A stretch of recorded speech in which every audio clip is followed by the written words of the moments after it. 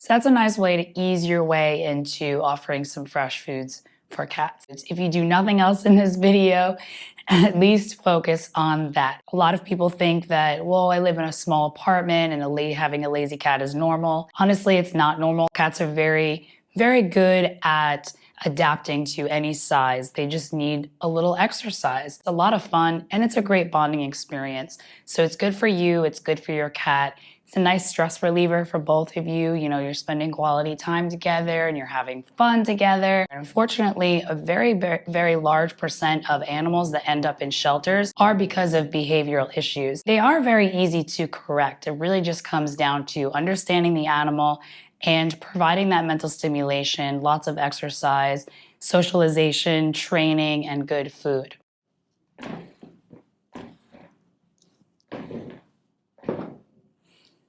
Hey friends, it's Jess Jericho. I don't know if you can see him, but he's sitting in my lap right now. So the first tip to get your cat started on a fresh, healthy new year is to focus more on fresh foods and less on processed foods. And by that I mean ideally raw, but if you can't do raw for whatever reason, or maybe you want to do half raw, have something else like wet food, definitely go for a human grade quality wet food. So Jericho's diet is 100% raw. He eats whole prey quail, little baby chicks, and then chunks of meat, raw meaty bones, and some organs. He also has this catgrass plant right here. That's a really easy way to add some fresh whole foods to your cat's diet. It also provides a lot of mental stimulation. So that's a nice way to ease your way into offering some fresh foods for cats. Dr. Karen Becker says your pet will thrive eating a diet that's as close to his ancestral diet as possible. Feed as much unprocessed, fresh food as you can afford. And all of the tips in this video come from one of Dr. Karen Becker's recent articles. And so I'll link that in the description below. It's more heavily focused on dogs, so I'm gonna put in some nice nuggets for our cats. Now I hear you saying my cat is too picky to eat good quality food.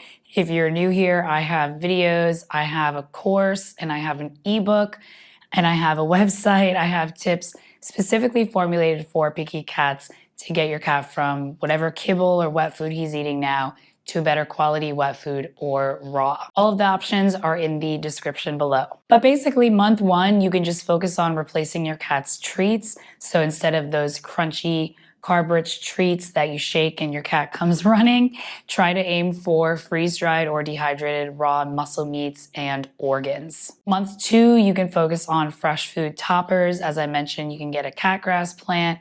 You can also cut up some meat that you prepare for yourself. Before you season it, you can offer a couple chunks of chicken thigh or boneless turkey thigh to your cat and just put it on top of his food, just a small amount, less than about 10% of what your cat eats total for the day, and see if your cat goes for it. That can be really encouraging and surprising. Your cat might just go for it, and then you'll know that you can transition your cat to better quality food. And then in month three, that's what you can focus on, is starting the transition to that better quality food. So some foods that made it on Susan Thixton's list, which means they proved that their ingredients are human grade quality, they do batch testing and all of their packaging is BPA free. Two wet foods that I would suggest are Raised Right. This was the closest that you're going to get to a home cooked style meal. The only thing is this one is only suitable for adult cats. The other one, Smalls, is suitable for all life stages. That's a lightly cooked wet food. There are more synthetic supplements, but all of them are human grade at least. So, I mean, you know, most commercial cat food brands have a lot of synthetic supplements. At least with Smalls, they're human grade quality. For complete raw, you can try Quest cat food. That's freeze-dried raw. There are no synthetic supplements. If you want frozen ground raw, I'd suggest Darwin's. There are some synthetic supplements, but again, it's human grade quality and it's subscription based, so it makes it really easy for busy parents that are completely new to raw. If you want to go the homemade route, I have instructions in the description, so no worries. I would suggest Viva Raw or Hair Today. And you can check the description for coupon codes and discounts, meal prep, instructions. Everything that you need is in the description. So that's number one, focus more on fresh foods and less on processed foods. If you do nothing else in this video, at least focus on that. And that's something that you can start the first couple months of the year. Start slow because cats are sensitive to all types of changes, diet changes, environment changes, everything, even moving things around. So just start with one thing and work your way through the rest of the list. And I would definitely prioritize food first because we are what we eat. Tip number 2 is to get a lot of movement. So this is really, really beneficial for indoor cats, especially those that have a sedentary lifestyle. If you're not feeding the best food, your cat might be overweight or obese, and that's just going to make your cat lazier. A lot of people think that, well, I live in a small apartment and having a lazy cat is normal. Honestly, it's not normal. Cats are very, very good at adapting to any size. They just need a little exercise. And think about it like this. The indoor version of hunting is playing. So the best way to get your cat active is to play with him. Now, I hear you saying that my cat isn't interested in playing. I've heard this many times from friends, people in YouTube comments, from clients when I used to be a cat sitter, my family. Then I go over to the client's house or my friend's house and I start playing with the cat and they're like, he never plays with me like that. And I'm like, because I actually try and I have fun. So Dr. Karen Becker says, keeping your pet active is a key part of their mental and physical well-being, and it's free. So that's the best part about it, is you don't really need any special tools. You probably already have cat toys. I also have a video where you can make some teepee roll cat toys. Cats love cardboard. It's not a secret, everybody knows that. Cardboard is made from trees, and trees are the cat's natural scratching post. That's why they love toilet paper rolls and paper towel rolls. So you can make toilet paper roll toys out of stuff that you already have that. There's also another video that I have on how to get your cat to play without toys. So check those out in the description. It's really easy and it's a lot of fun and it's a great bonding experience. So it's good for you, it's good for your cat. It's a nice stress reliever for both of you. You know, you're spending quality time together and you're having fun together. So really, definitely want to try to play with your cat. Another thing that you can do, if you live in a nice area, the weather's nice, there's not a lot of people. I'm in the city, so it's way too crowded and busy and loud for me to do this. But if you have the land and the space, you can also harness train your cat to walk on a harness and a leash. You can do some clicker training as well. This is really beneficial and you can take your cat for walks. There's a lot of mental stimulation. And I have a video, of course, on how to harness train your cat, so check the description for that one. So number 1, fresh foods. Number 2, lots of movement. Number 3 is to stimulate their mind. And Dr. Karen Becker said, provide opportunities for your cat to climb, scratch, and stretch, which are all natural feline activities. I also recommend letting your kitty hunt for her meals at least sometimes. So this kind of piggybacks off of play. Playing with your cat will definitely provide a lot of mental stimulation because hunting provides a lot of mental stimulation. The indoor version of hunting is playing. But as Dr. Karen Becker says, you can also hide your cat's meals or even treats around your home for your cat to hunt. This is a great way to simulate the hunting experience indoors. I do this with Jericho every day. Around noon, while I prepare my lunch, he's going around the apartment looking for treats. So I use glass jar lids and freeze-dried meats and organs, hide them around the apartment, on top of his cat condo, inside his ripple rug, inside of his bed, really anywhere they fit, inside of his tunnel, like anywhere. You can also try treat release toys, puzzle toys. In that toilet paper roll toy video, I included a food puzzle toy that you can make with toilet paper rolls. You can also try the Cat Amazing food puzzle toy. That one's really cool. My mom's 4 cats really liked it. They tried the classics, the one that's the beginner level. And Jericho really likes the sliders. That's more of an advanced puzzle toy. Keeps him busy and it's mentally stimulating. And it's a great way, again, to simulate the hunting experience indoors. This prevents boredom, prevents stress, stimulates his mind. Think about it when you do things when you're active, when you're outside, you're playing a sport, or you're being creative, or you accomplish your goals. You check things off of your to-do list. You feel mentally stimulated, and you feel like a good rush because you're doing things. So that's how our cats feel when they hunt indoors and when we play with them. So number 3, again, is to stimulate your cat's mind.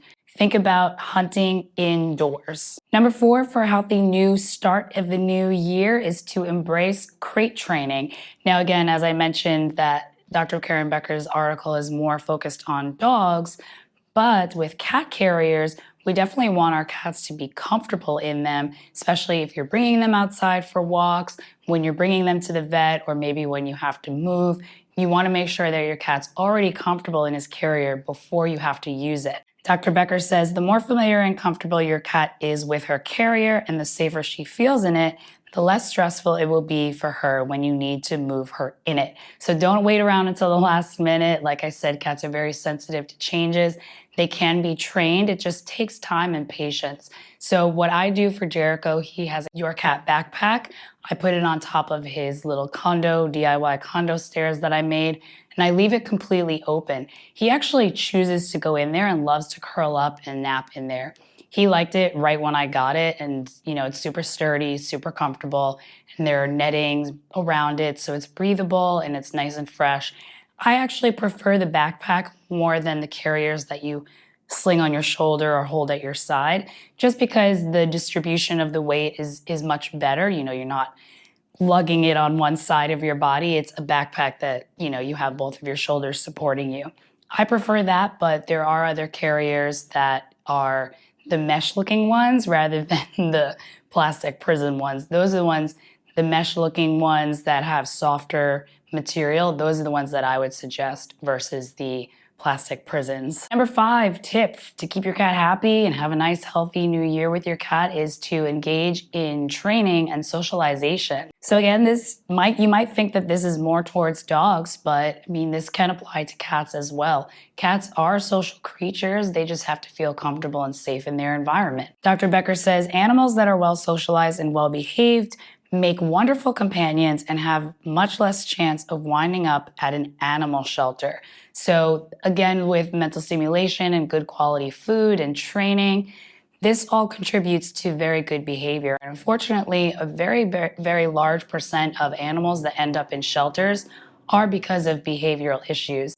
And yes, it takes time and patience, but they are very easy to correct. It really just comes down to understanding the animal and providing that mental stimulation, lots of exercise, socialization, training, and good food. So you definitely want to do some training based on fear-free. So that means, encouraging your cat positively, using healthy treats, using petting as a reward, or you can use toys, whichever your cat really likes the best. And you can use clicker training. I would say limit clicker training to about maybe 2 or 3 minutes. Anything longer than that, your cat's going to get bored and kind of uninterested in it. And you don't want to do it on an empty stomach, so you can do it in the middle of the day or maybe even right after your cat eats if he doesn't like to nap afterwards. But there are clicker training tools available, very, very easy. Cat School is a great channel. She has a lot of videos about how you can clicker train your cat. She trains her cats to do tricks and harness training, of course, so I'll put those videos in the description. Jericho is really comfortable in his environment. Like I said, he's sitting in my lap right now, and as you probably know, most cats aren't lap cats. Some of my friends will come over and it's Jericho's first time meeting them, and they go down and they sit on the couch and he's in their lap. Even when maintenance crew comes over to check something, Jericho's rolling around and rubbing on things and showing off how cute he is. He lets strangers pet him. He's very, very comfortable and very safe in his environment. And so he's very social when strangers come over. And this is definitely all thanks to mental stimulation, good quality food, lots of play and lots of enrichment, and lots of positive training. Number 6 tip is regular wellness visits. And, of course, Dr. Becker is going to say this because she's a veterinarian. She says ideally go to your vet twice a year for wellness exams. Honestly, I don't do that. I do blood work. I think the last time I did blood work was about 2 years ago. If you don't want to go to the vet that often, you can still test your cat's urine and feces at home. I use Affordable Pet Labs because it's a company created by veterinarians. They use the same labs that veterinarians use. They send you the sample kit and a prepaid shipping label. So you collect everything at home, mail it in, and it goes straight to their lab, and then they email your results to you. The only thing is they don't make interpretations, so you can't like make an appointment with them to go over the labs. You would still have to go to your veterinarian to discuss that.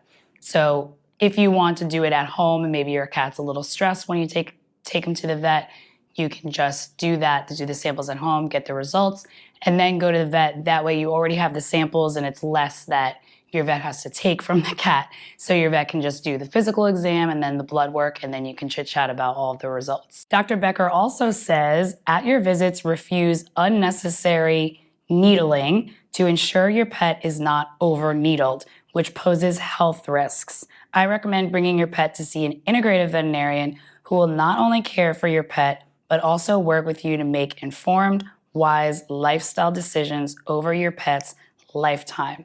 So I definitely agree with this, because you can just do an antibody titer test, which is a blood test that will measure if your cat's immune to certain diseases. It's very interesting because a lot of people will say that these needlings are, I don't know if you can tell I'm avoiding certain words, these needlings are a big source of income for vets. But these shots are actually way cheaper than antibody titer tests, and antibody titer tests are much safer.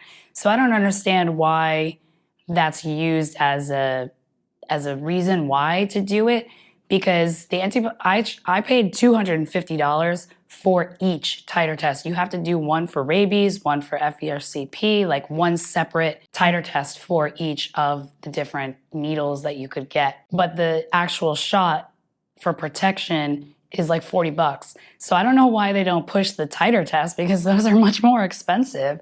But you do that, you get the blood work, and then it'll tell you if your cat's already immune.